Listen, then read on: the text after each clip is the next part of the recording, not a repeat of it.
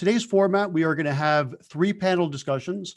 This will be the first one, and we're just waiting on a couple more panelists to join us. We're also going to have a little Q&A with Jeff Benjamin from Investment News, and we're going to end things up with Jackie Wilkie, who will do our closing keynote. So I'm really excited about the content that we're going to have for you. The first panel is going to be what to consider before going RIA or joining an RIA.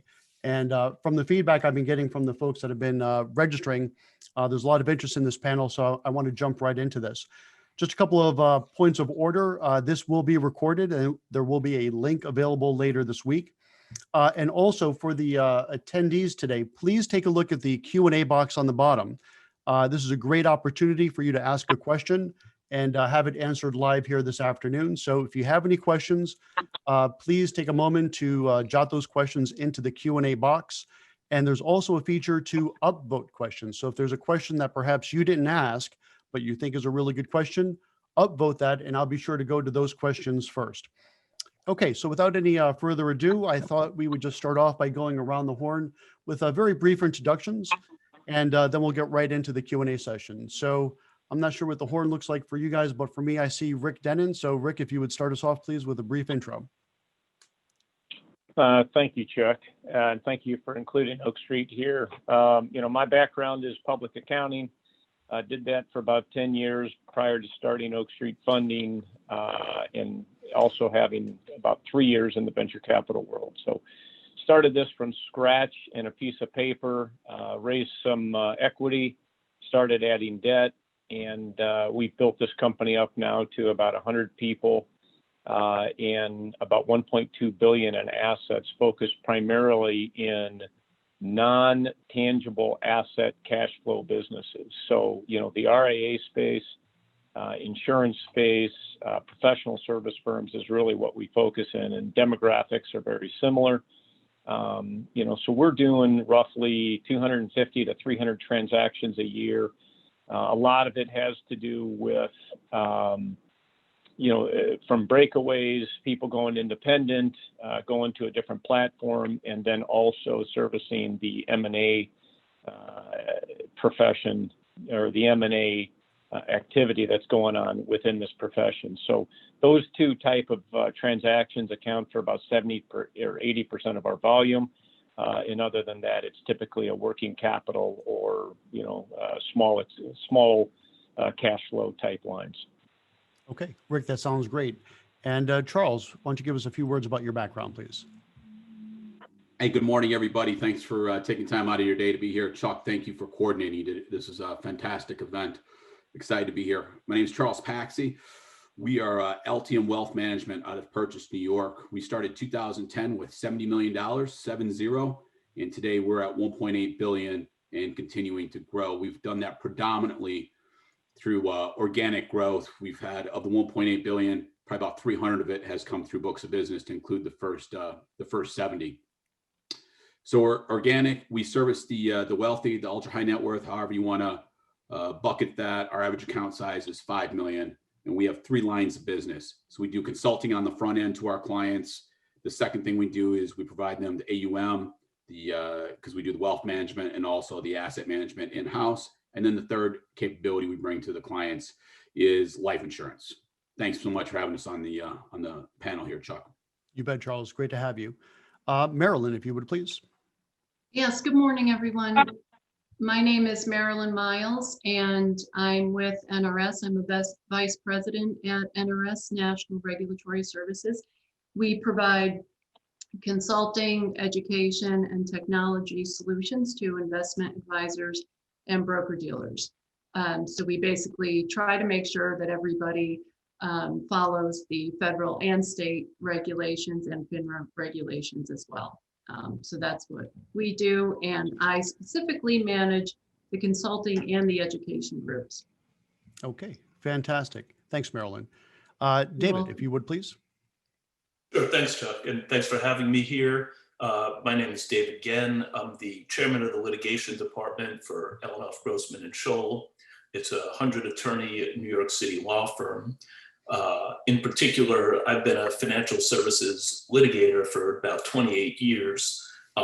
And we also have a niche side of our practice where we've probably represented hundreds of financial advisors and teams in connection with their transitions from one entity, affiliate, broker dealer, RIA, or otherwise into another, whether it be broker dealer, RIA, whatever it may be, tuck in, M&A, starting a new aggregator, etc. We cover the gamut, and we do enforcement, we do compliance, we do entity formation, we do M&A, and again, we do a boatload of transitional work. Okay, sounds good. Thanks, David. And last and certainly not least, Ray Adams. Hi, good morning, everybody. Chuck, first of all, thanks for hosting and being the moderator of this event today. And I welcome all the participants on the call today. My name is Ray Adams. I serve as the Regional Director for Raymond James's RIA and Custody Services Group, essentially covering all of our business development and relationship management efforts for the eastern half of the United States. Prior to coming to Raymond James, I spent the better part of the last decade doing direct custody sales for TD Ameritrade Institutional in the Virginia, DC, and Maryland markets. And prior to that, gosh, roughly about 20 years in the traditional broker-dealer space at various wirehouses and regional broker-dealers. So I kind of hope bringing both sides of that coin to the conversation today will bring a unique perspective, as many of you are probably in one of those regional broker-dealers or wirehouse firms today. So I'm hoping that perspective will add a ton of value for us today. So thanks, Chuck. Okay, Ray, that sounds fantastic. All right. And if you missed the intro, my name is Chuck Fela. I'm a board member for the FPA of Connecticut and also the principal and founder of Sovereign Financial Group. We are an SEC RIA based here in the Northeast. Okay, we already have a couple of questions in the Q&A. One of them actually is a question I was going to ask myself, and we're going to get to that in just a moment. I thought we would start off with just a very general question to start us off. And for those of you in the audience, if this general question promotes some other questions that you might have, please do add those to the Q&A, because I think that always makes for the best type of engagement. So if you have any questions, don't be shy. Please put them into the Q&A, and we will try to get to all of them today. So the general question is, which is really the name of today's panel, in your opinion, and we can go around the horn again, what do you think is most important for someone to think about before they go RIA or before they think about joining an RIA? What should be top of mind for these people, in your opinion? Rick, if you want to lead us off. Sure, Chuck. You know, for me, when you think about that, it's really an honest and thoughtful assessment of your core competencies and what you think you're good at and how that's going to fit into, you know, being an independent or being part of a platform. And I think that's a really important thing to understand. You know, another big piece of that is in something that I teach at the Kelley School of Business at IU, and it's a stat that I use often, is 70% of businesses fail due to a lack of capital, and not because they're bad business models. And, you know, this business model that we're talking about is a fabulous business model, and I love it. So, you know, I don't know exactly what that number is for the RIA space, but I think understanding you know, what it takes to be independent and starting from scratch versus joining a platform is something that somebody needs to do a lot of diligence on. So, you know, those are kind of my thoughts with getting going. Yeah, that makes some sense. Charles, you want to chime in? I know you have some solid thoughts on this. Oh, Charles, you're muted. You know what, let's go to Marilyn. Charles, will come back to you. So Marilyn, maybe talk a little. Charles, you're back. 6 months later, I got the mute button. We move quick here, Charles. You got okay. Why don't you share some thoughts? What do you think someone should think about before they join an RIA or think about going off on their own? What do you think? To Rick's point, honest and thoughtful, what your core competencies are. I would echo that. I would say first that you can have a binary choice. And again, to Rick's point, there's going to cause some self-reflection. Are you, your team, your partner, whoever it is, are you entrepreneurial? You understand what that means? And there's just not a right or wrong answer to that. The right answer is being honest with yourself and then making a decision tree from there. Are you a niche athlete that you have a partner that you can pair up with to mitigate some weaknesses? Or are you an all-round athlete that where you're going to try and do everything and your partner's going to try and do everything as well? So that's where I would start right there before you get into the technical piece. But like, am I an entrepreneur? Do I want that responsibility? Do I thrive off of that?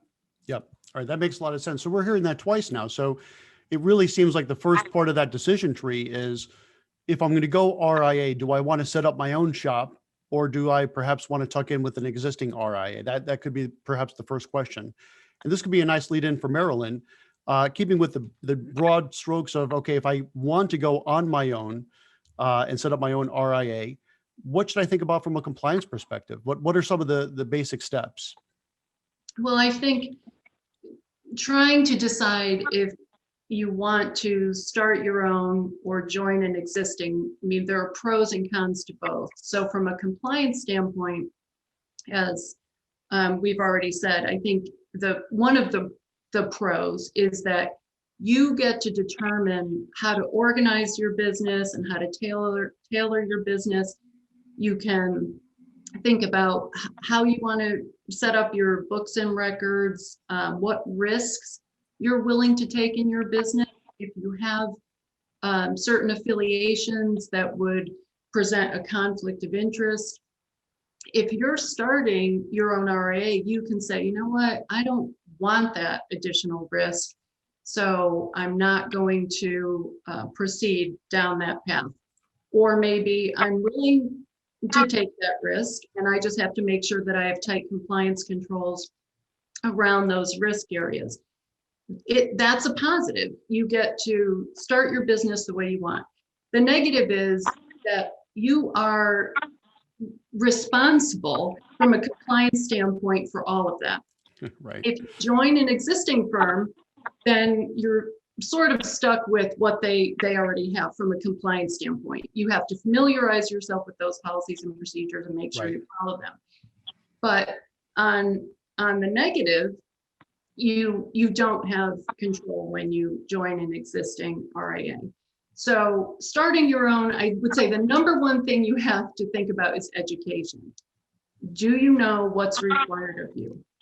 Right? You don't know what you don't know. So what are you missing? And you need some education just to understand from a compliance standpoint, all the rules and regulations, whether they're SEC or state. Okay, that makes some sense. So again, it seems like that first real fork in the road, if you're going to go down this path, is set up my own or join one, right? So if you're going to set up your own, which we did just 2 years ago here at Sovereign, do your due diligence and realize what's involved with that. And to Charles's Chuck. point, if you're not entrepreneurial, maybe you want to be able to interview a number of different firms before you tuck in and make sure it's a cultural fit, because that's the culture that you'll be adopting. Rick, I'm sorry, did you want to add something?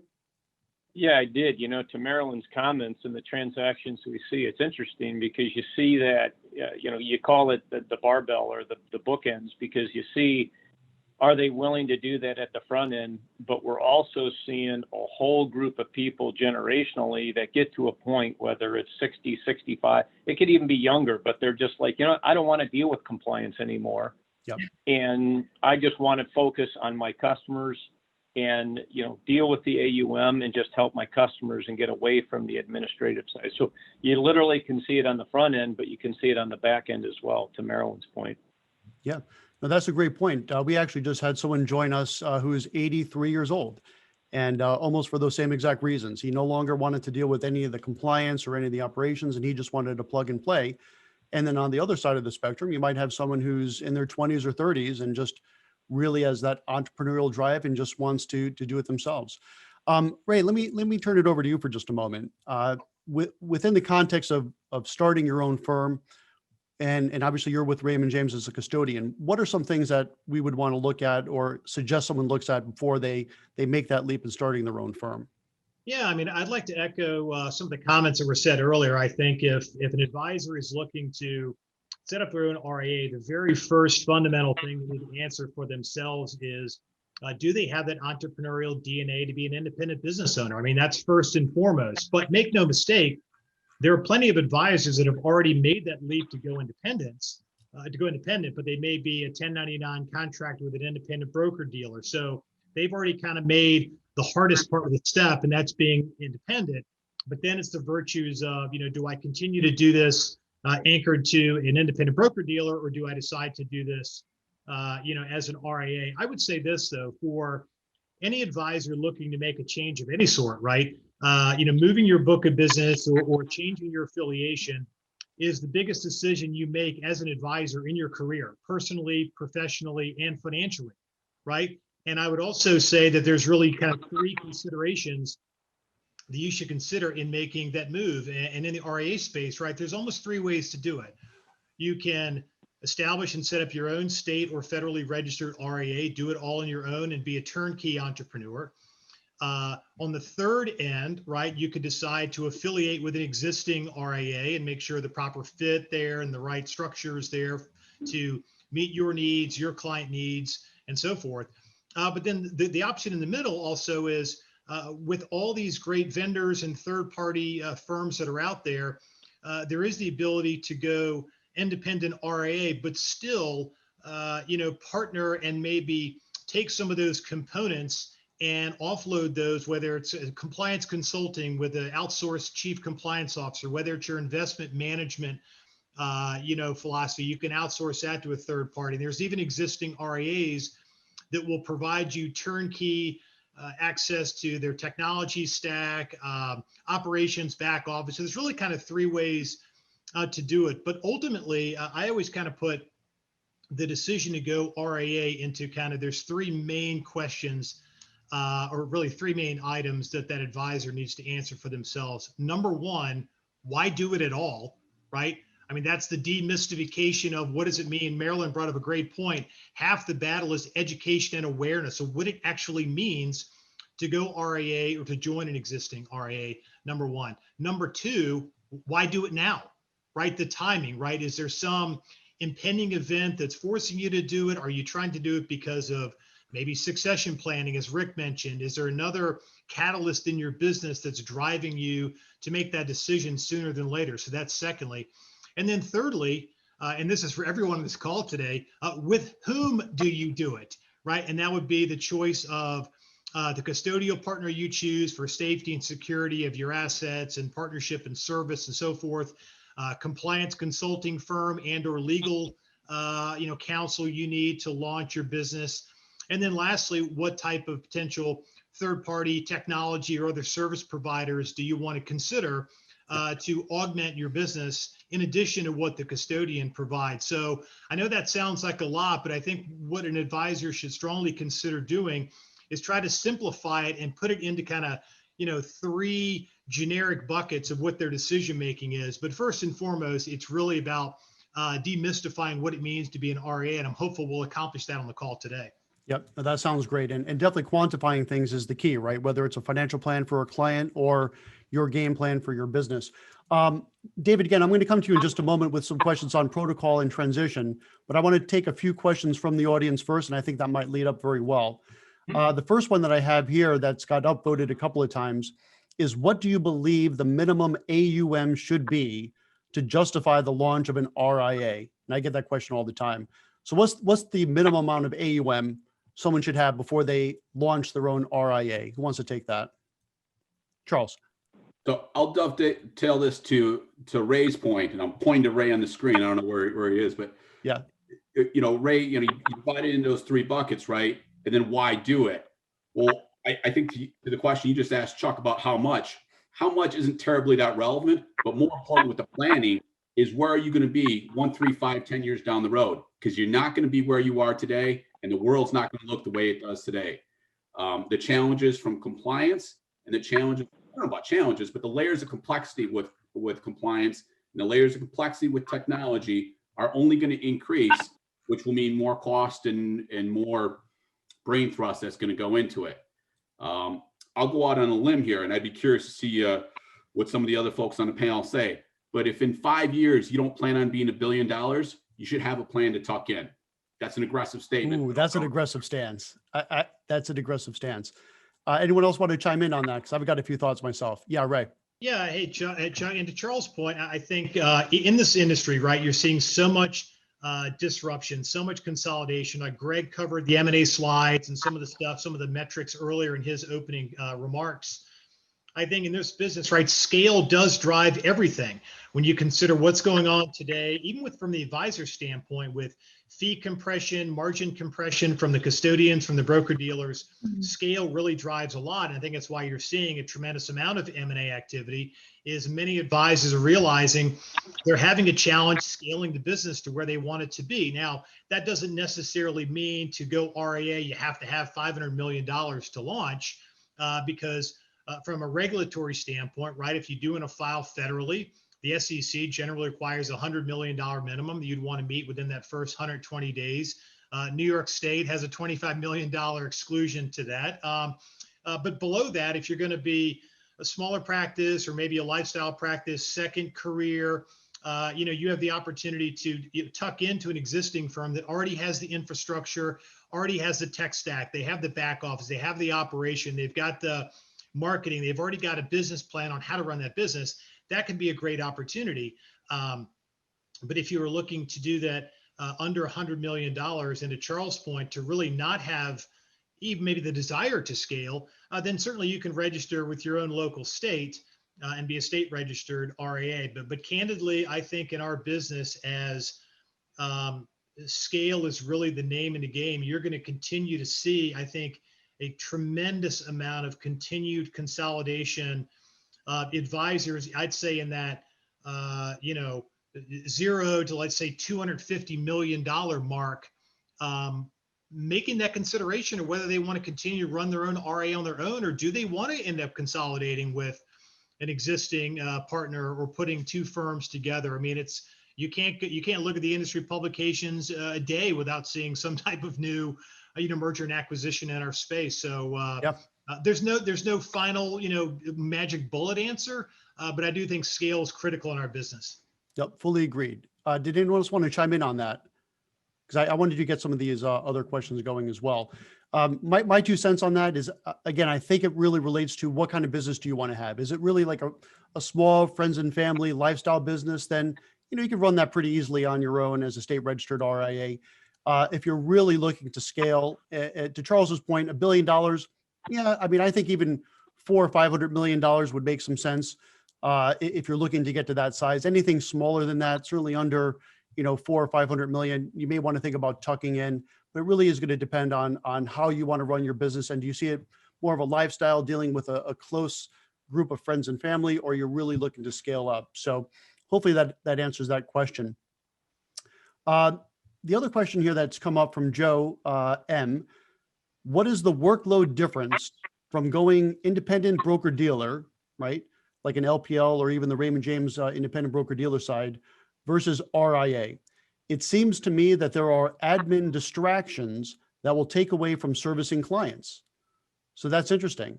Who wants to take a shot at that? Because I have a few thoughts on that as well. So the workload difference between going independent broker dealer versus RIA. I'll take that one then. Because it's interesting. I was an independent broker dealer with actually Raymond James for 20 years up until about 2 years ago. So I think I could speak to this pretty well.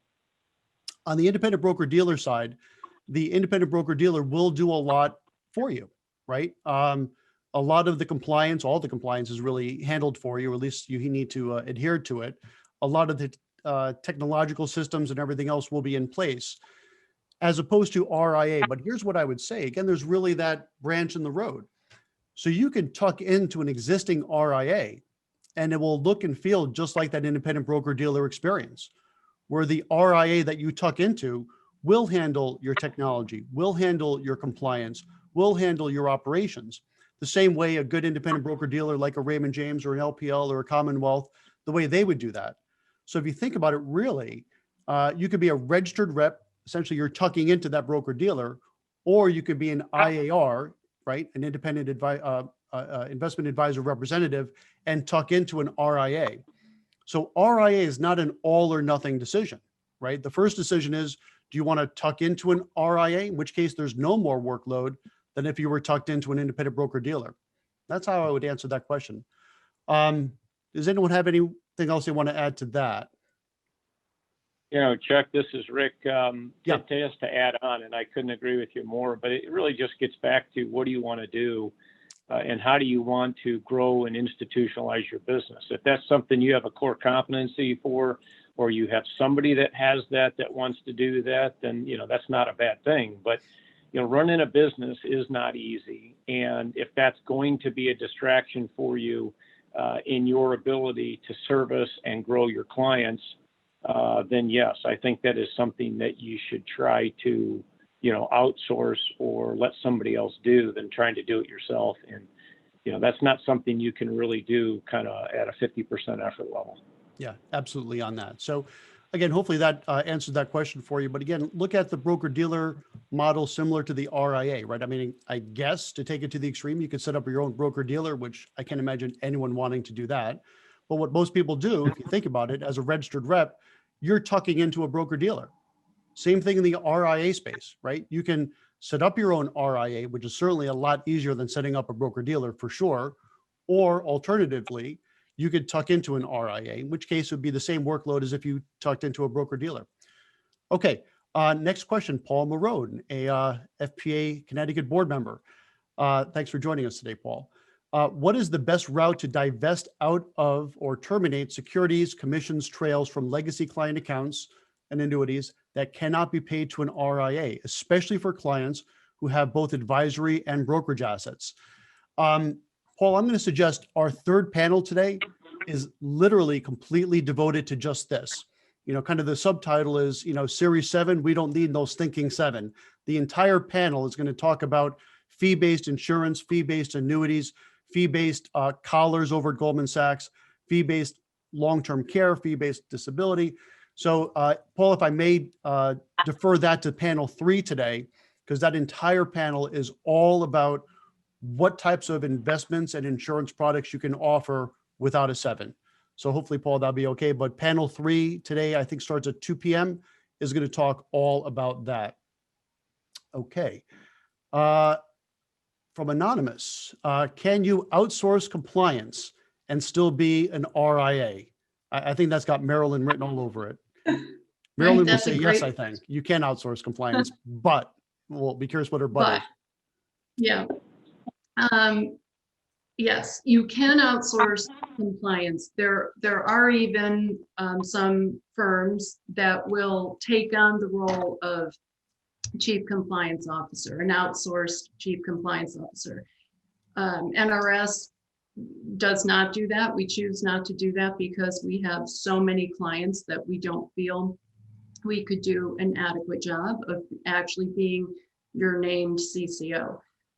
However, you can outsource a great deal of your compliance responsibilities. We have many clients, advisors who have annual agreements with us, and we do everything from setting them up, registering them, to conducting their required annual compliance review every year. What I will say though is just be careful, and you can't outsource the fact that you have to understand what compliance is all about, and what you have to take seriously, the firm, the role of compliance. It's not just an administrative role, it's an entire culture. And I can tell you that when the state or the SEC regulators come in and conduct an exam, they are going to want to talk to not your independent compliance consultant, but they're going to want to talk to the compliance officer and the principals of the firm to make sure that you're taking it seriously. So you need to understand that depending on the size of your firm, the regulators are going to want to make sure that you're dedicating an appropriate amount of resources to compliance and that you're taking it seriously. But look, I understand that many of the advisors we deal with are wearing multiple hats. They're broker-dealer reps, they maybe are the CFO, a principal of the firm, and the compliance officer. They absolutely have to outsource some of those tasks because they just don't have enough time to do them justice. Yep, I think that makes a ton of sense. And again, I think the takeaway there is you could certainly hire a compliance consulting firm like an NRS, but make no mistake, that's not going to alleviate your workload.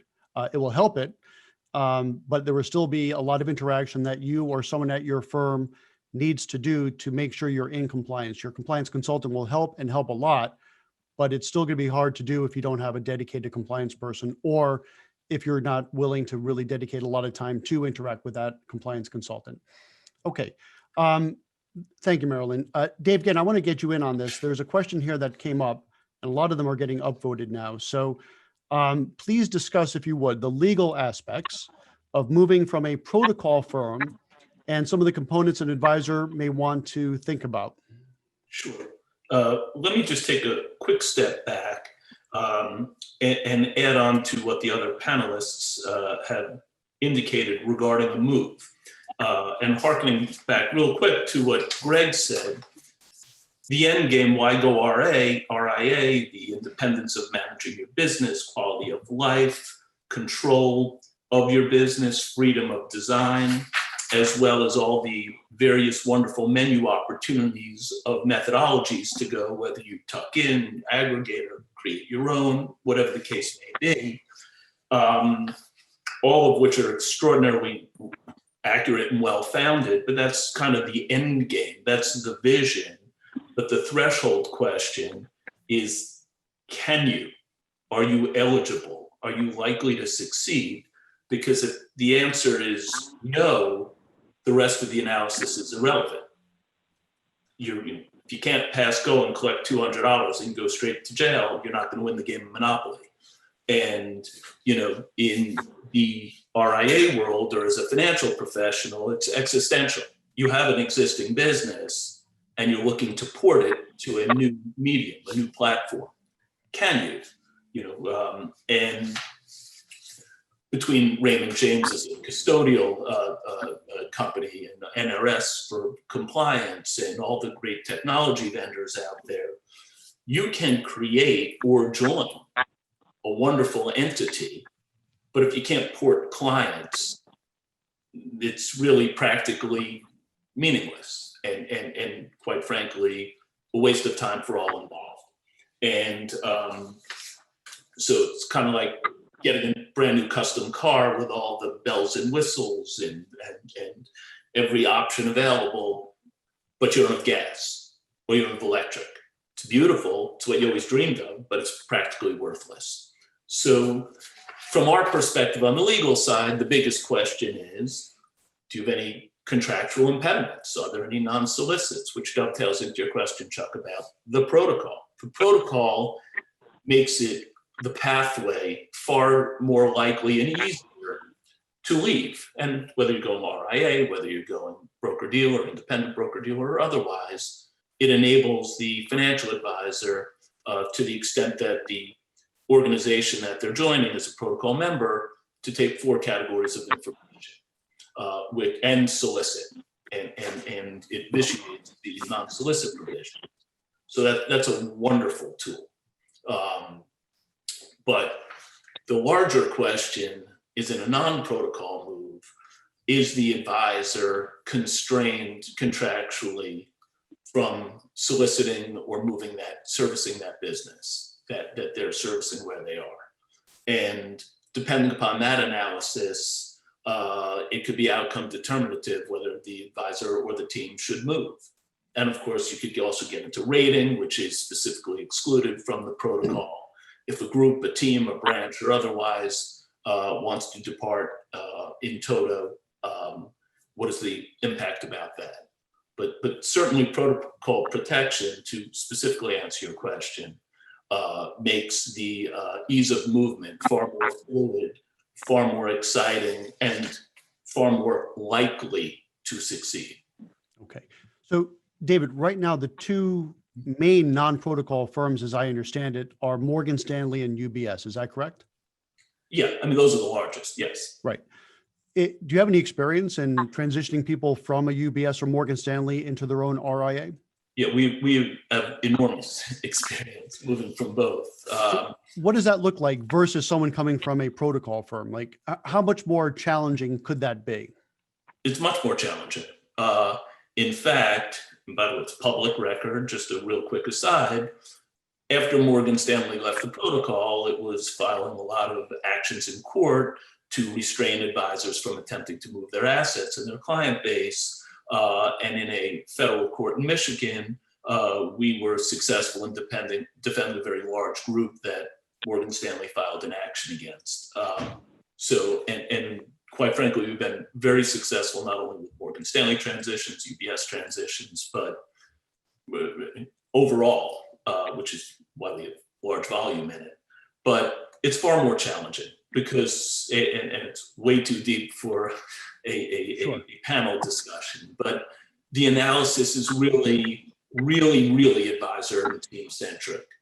How do you run your business? Who are your clients? What are the relationships? Where did they come from? What's the evolution? How do you manage your business? Is it a local business, a drop-by business? Are your clients friends, family? Do they come from a predecessor employer? And we do a deep dive to determine, again, what's the likelihood that without soliciting, and how you define a solicitation and avoid it, how likely is it that your book will maintain its trust and confidence in you, the advisor and or team, and move from hypothetically Morgan to wherever you want. This seems like it could be a whole, day's event just to talk about that. And and something just for the audience, we might be doing some future breakouts based on what kind of interest we get on the feedback from this particular day's event. So stay tuned on that, and we'll certainly post some additional information. I just want to be mindful of time. So we have about another, looks like 20 minutes. And I do want to try to get to the 7 questions that we have open, at least at this point. So if we could just try to make our responses just a little bit more brief, I'd like to try to get to all of these here. So the next question here that's been upvoted twice. Oh, this will be, I think, an easy one.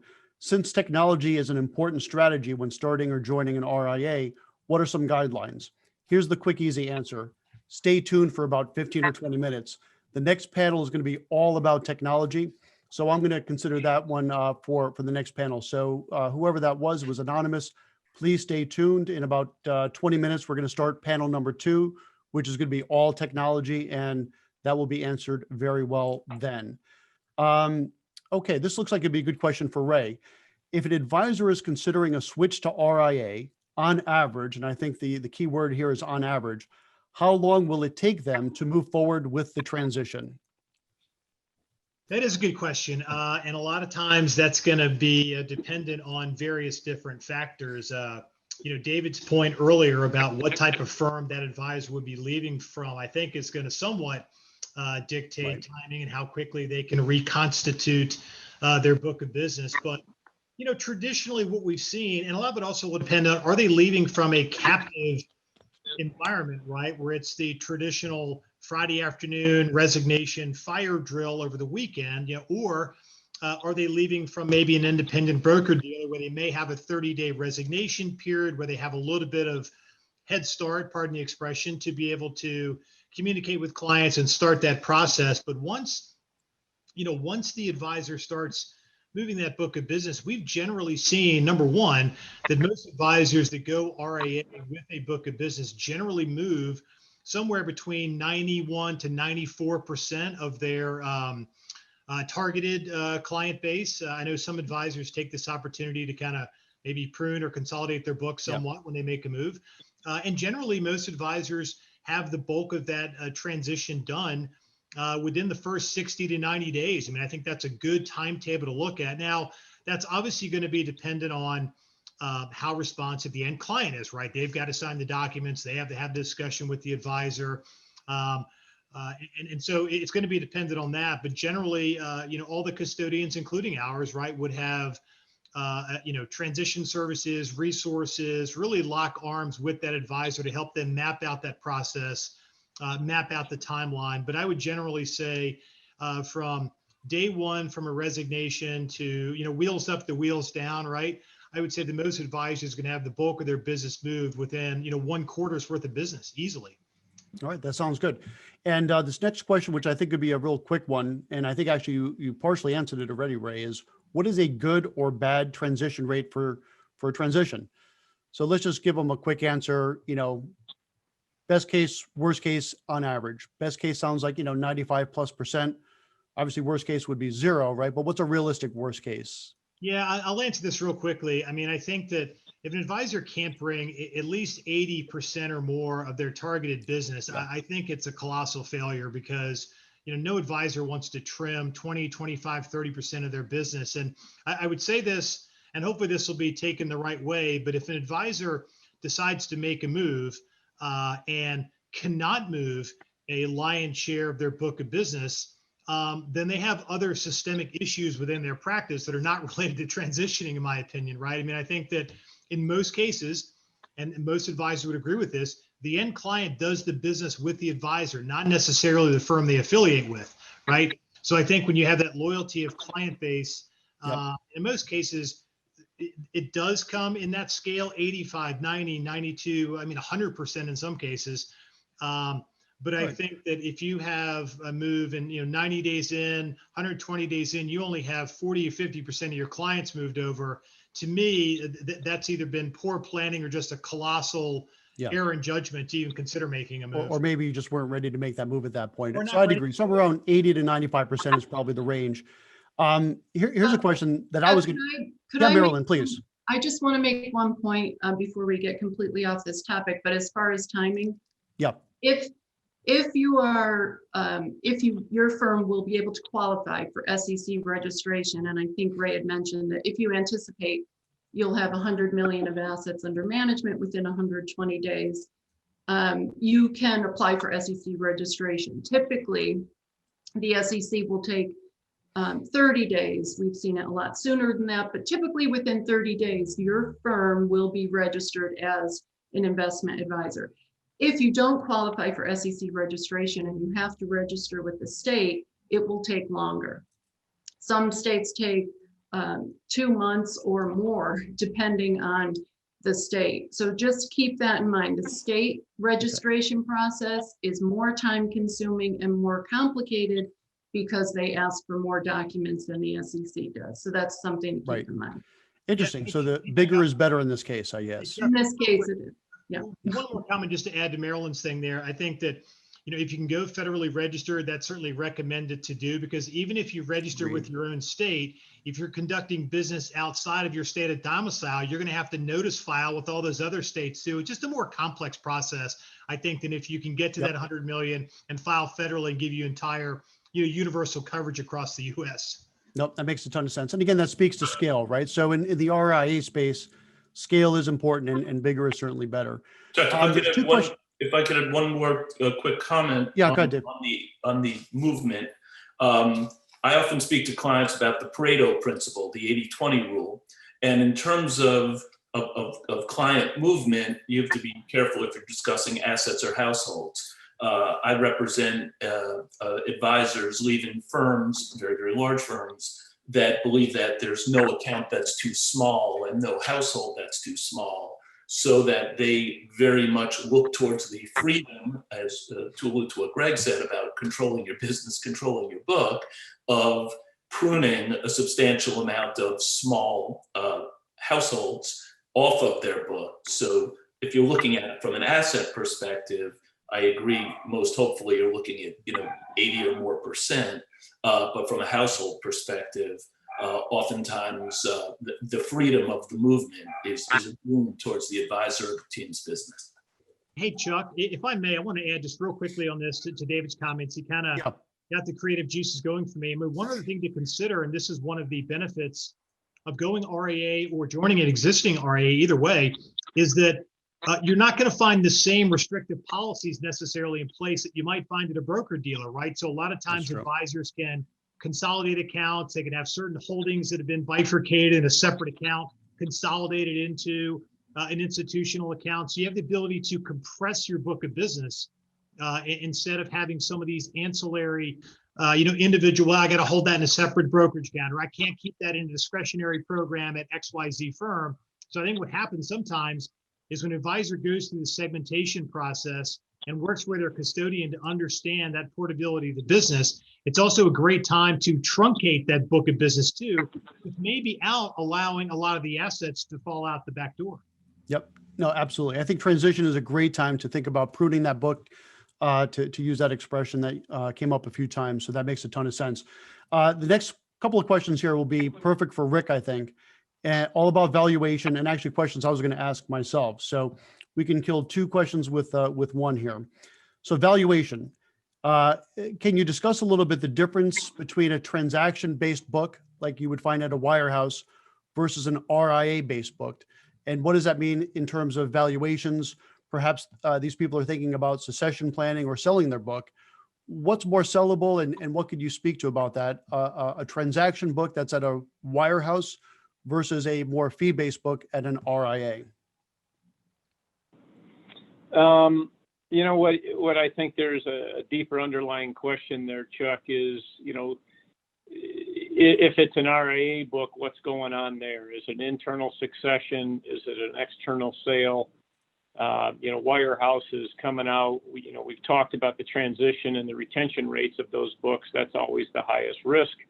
You've got a lot of, capital that's coming into this industry to consolidate it. And, we've had a little bit of a discussion on bigger is better. What I would say just generally, Chuck, is that, I read a report this morning that through 9/30, even with COVID for the past 6 months, it's a record quarter for transactions in this industry. And I think that's going to absolutely continue into the fourth quarter. And I think 2021 is going to exceed 2020. So what that amounts to, kind of the long and short, to keep my answer short, Chuck, is the valuations are high, and I think they're going to go higher. But to pinpoint, the multiple, which is primarily a multiple of EBITDA right now, you're probably looking at, I would say, I'll be a little broad, 6 to 10 on a multiple for an external, and slightly discounted if it's an internal transaction there. Okay, that makes some sense. Rick, as an aside, are you familiar with the Allworth acquisition? I am not. Okay. That came up as a question here, and I'll just kind of read it more as a statement, but it's telling. So this was an acquisition that equates to an $800 million purchase price for a $10 billion AUM book, which is 15 times their $20 million in EBITDA. So 15 times EBITDA. Interesting. Okay, going back to the list here. Upvoted once or twice is from Andy Evans. In running an RIA, how much time is allocated to compliance, technology, and client advisory, which I guess is the core of what we try to do, right? What is the cost of outsourcing compliance and technology? Oh, this actually was for Raymond James. Does RJ help finding these people? So maybe, Ray, this would be for you. Just to make sure to understand the question, finding people meaning some of these third-party outsourced providers. Is that the question? I think Andy Evans, feel free to clarify that, but I think that's what you're talking about. Or perhaps, Ray, you could talk about what Raymond James as a custodian would do for those purposes. Probably not the compliance, but there is some technology I think you guys offer as well. Yeah, so I mean, I think it's part of the due diligence process, right? When you start, whether it's speaking to us as a potential custodian or any of the other custody partners out there in the marketplace, you're going to work with someone or a team that's really going to be, I would say, kind of your quarterback of this whole process, right? I work in a consultative capacity to help you uncover all those stones. I always make the comment to say, if an advisor is looking to go RIA, the custodian's job is not to sell them their platform. The custodial provider's job is to help them make a properly informed decision, right? And that's work in a consultative capacity with them to walk through all the do's and don'ts, the yeses and nos around going RIA. And part of that is to help them navigate the world of what other third-party providers should you consider, whether it's a compliance consulting firm, whether it's third-party technology providers in the portfolio management space, financial planning, contact management, risk, research. These are all things that the custodial offering and their business development people will work through. And so it's all around discovery. It's all around turning over every possible stone to help that advisor make an informed decision. So the long answer to a short question is yes, the custodial partner should absolutely be integral in helping those advisors help navigate those waters. Sure. Okay, that sounds good. So, and it looks like Andy put in a follow-up to that is primarily interested in the time allocation. So I'll speak to that a little bit. It really is going to depend on the size of your business, right? So for us, and I guess we're a smaller sized RIA, we're at about 400 million. And, but we have a full-time compliance officer that interacts with our compliance consultant. You could certainly have a much smaller book of business, you know, kind of going back to the lifestyle type of book we talked about earlier, friends and family, where you could probably handle it all yourself. And the technology that's out there, and again, I would encourage you to stay for the second panel because it's all about technology.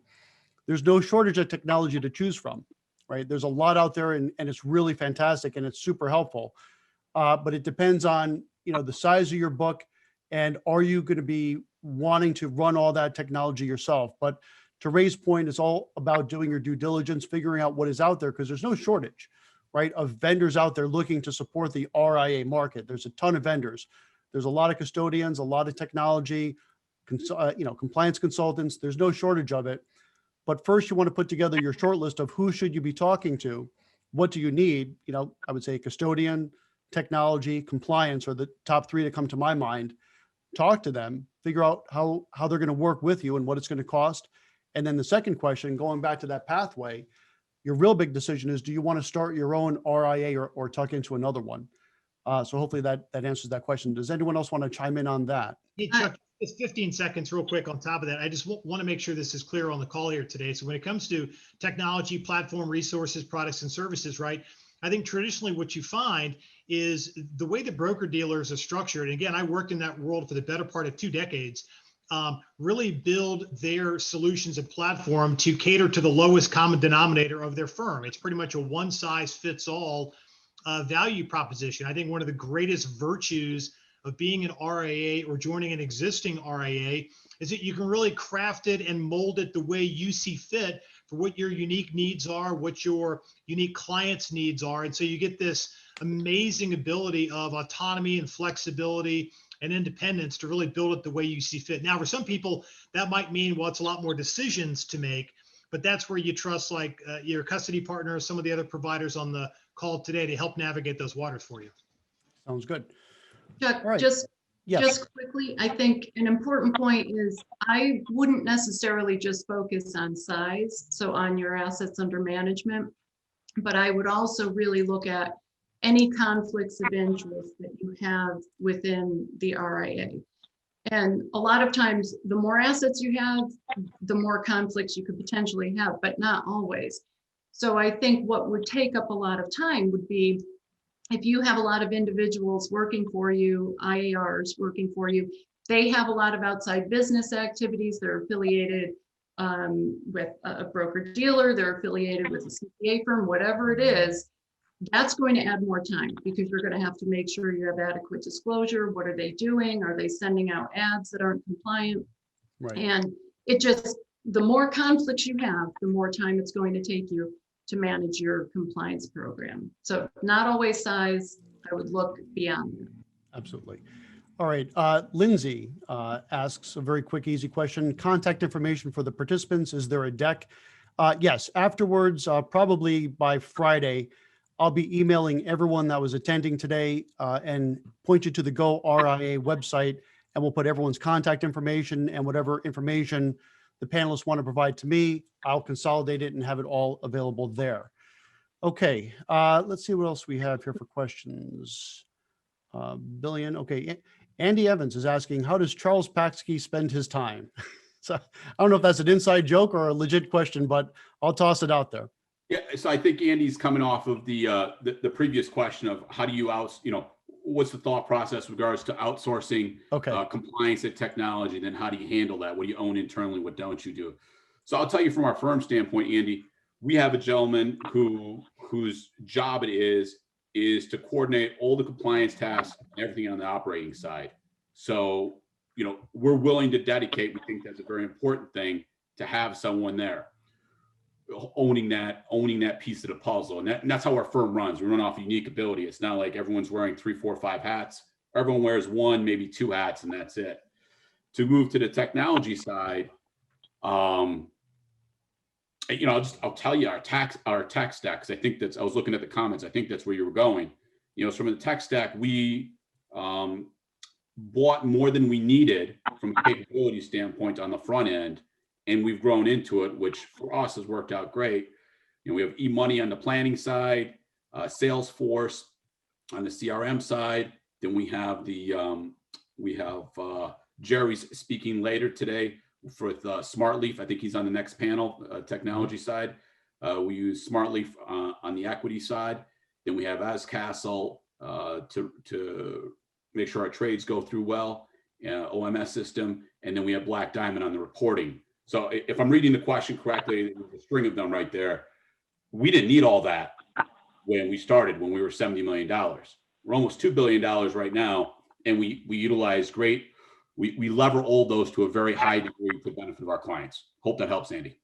Okay, that sounds good. Thank you, Charles. And we just have literally a couple minutes left here, and I think Scott Poland has a good idea. If we could do a super quick kind of speed round, final thoughts on one key takeaway, almost a sentence or two, one key takeaway that people should think about before going RIA. Who wants to start? Super quick. I will. I'll go. Education. Say that again. Education. Education. I think that's correct. Yeah, know your choices for sure. Anyone else want to chime in on that? I'll throw mine in. It's passion. Got to have passion and energy to be able to run these things. If you don't, it's probably not a good fit. Makes sense. All right. Anyone else have a couple of closing thoughts? We have a couple minutes left. Yeah, Chuck, last thing I would say is for an advisor making that decision, right? Particularly if you're going to set up your own RIA, it's essentially the last move you'll ever make in your career because it's really the pinnacle of the advisory space, right? So be diligent, be thorough, and make an informed decision. Yep.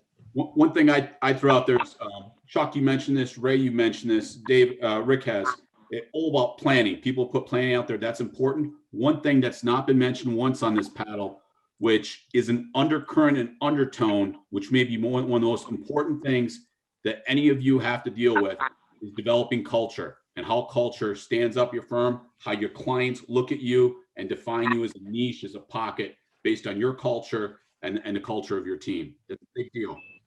Okay.